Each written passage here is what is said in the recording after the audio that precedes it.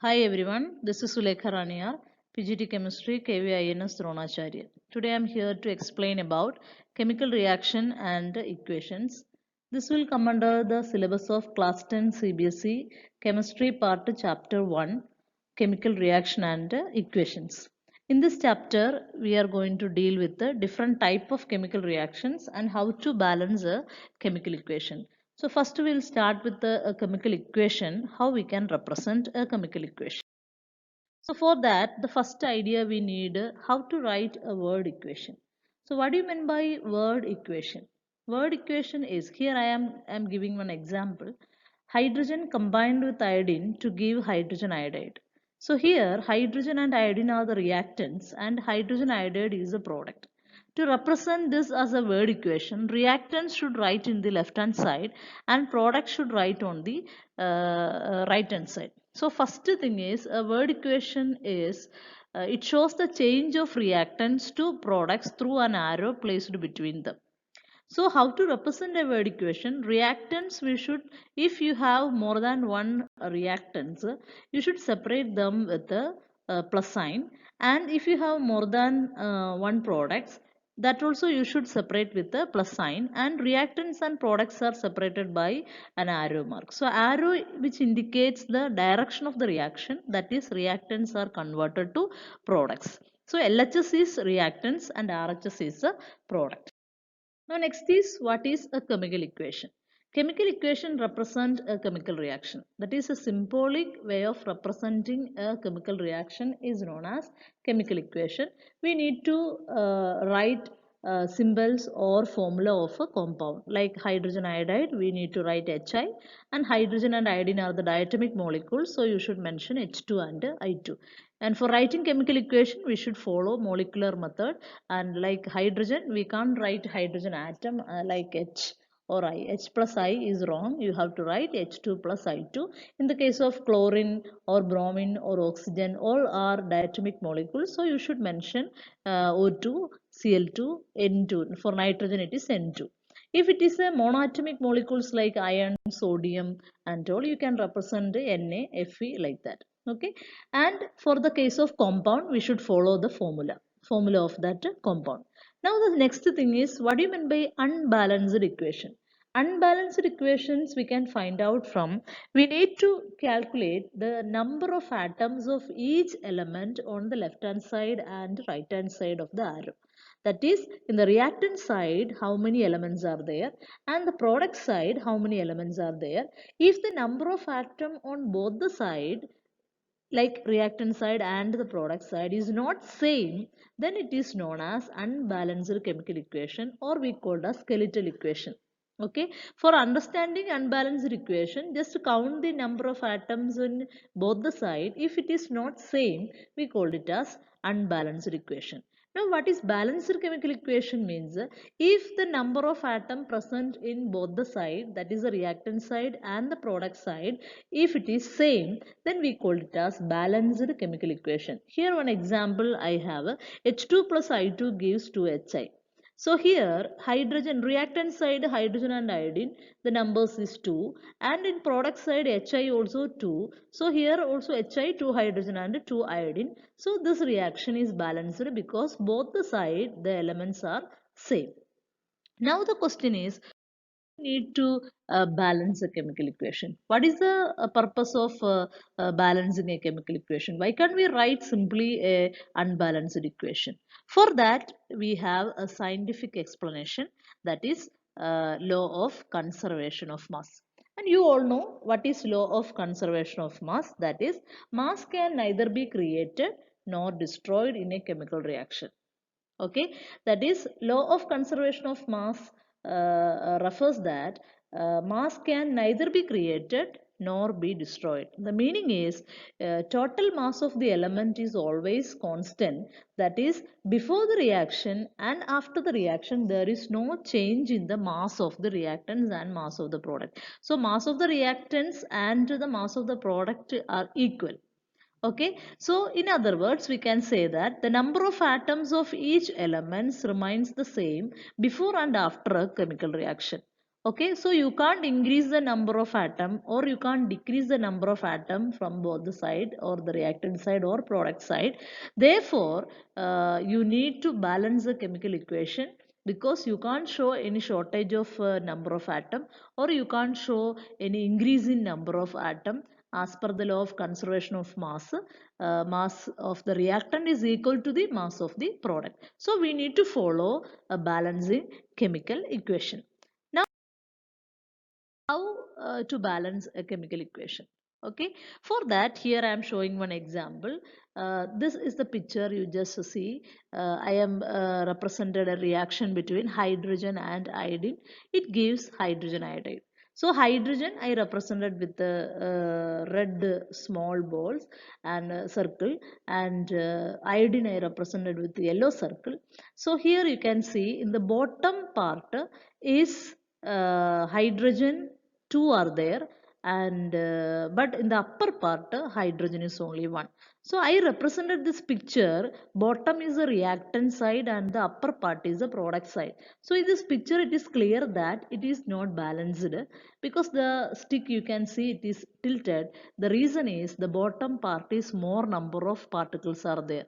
So when more number of particles and the other side is having less number of particles, and this is known as unbalanced chemical equation. So for that what we need to do, just count the atoms from both the side. Okay, so what we have to do is just count the atom, so that hydrogen in the reactant side is 2 and product side sorry, iodine in the reactant side is also 2. Now hydrogen in the product side you check it, it is only 1, and iodine in the product side is also 1. Okay, so it's clearly see that reactants are not equal to product. Such reactions are known as unbalanced chemical equation, and here we need to balance this equation. So how to balance it, the equation? Where the number is less, you need to give that number. So here the product side number, lack of molecules are there, so you need to change the product side the sufficient number. So we need here one more hydrogen and one more iodine. So we'll see what is the next thing.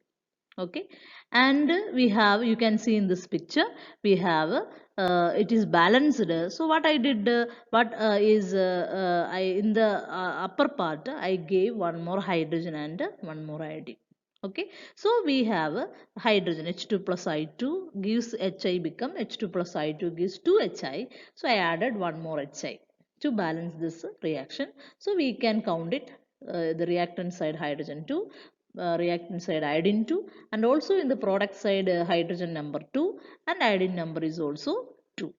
Okay, now this is known as balanced chemical equation. Now the reaction is balanced, both the side number of atoms are same.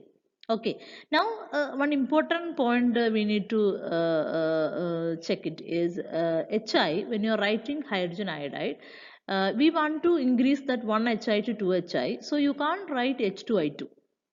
Okay, because you are changing the formula of hydrogen iodide is Hi, so you can't write H2I2. So what I did is the way of writing or balancing with the number, which number you required, you have to write before the formula. So Hi is the formula, so before Hi you should write 2.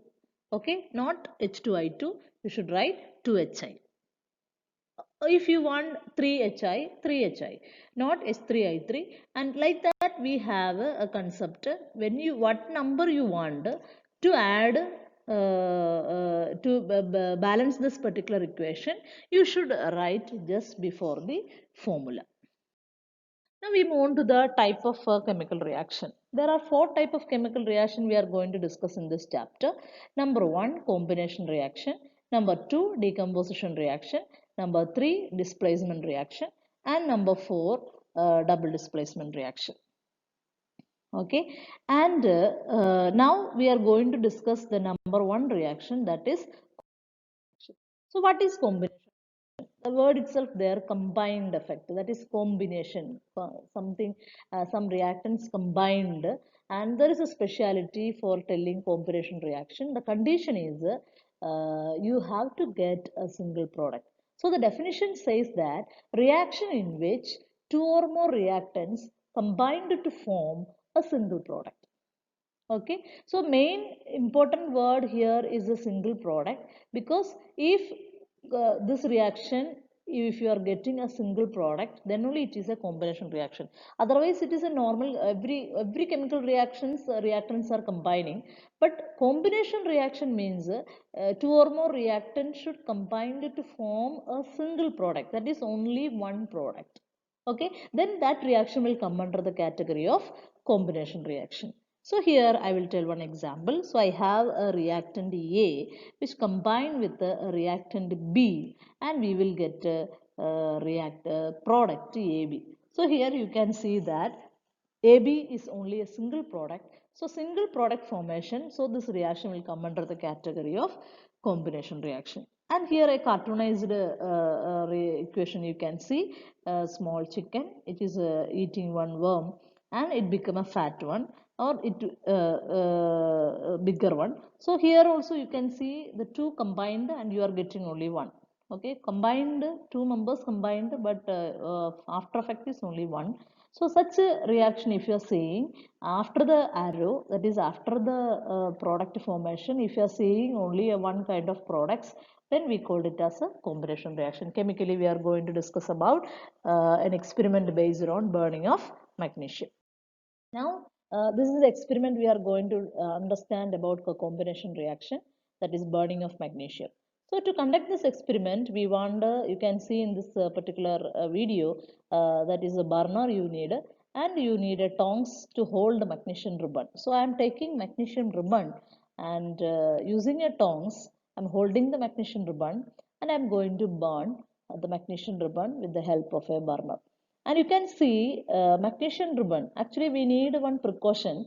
While you are selecting a magnesium ribbon, it's actually a highly reactive metal category. So automatically, some of the oxygen in the air combined with the magnesium, the first layer of magnesium, and form a magnesium oxide layer, and it will be there on the surface of the magnesium ribbon, and also some impurities.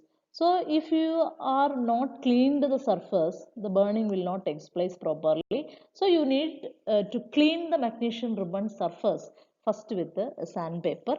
Then we will move for the burning of magnesium. So just observe what is this reaction.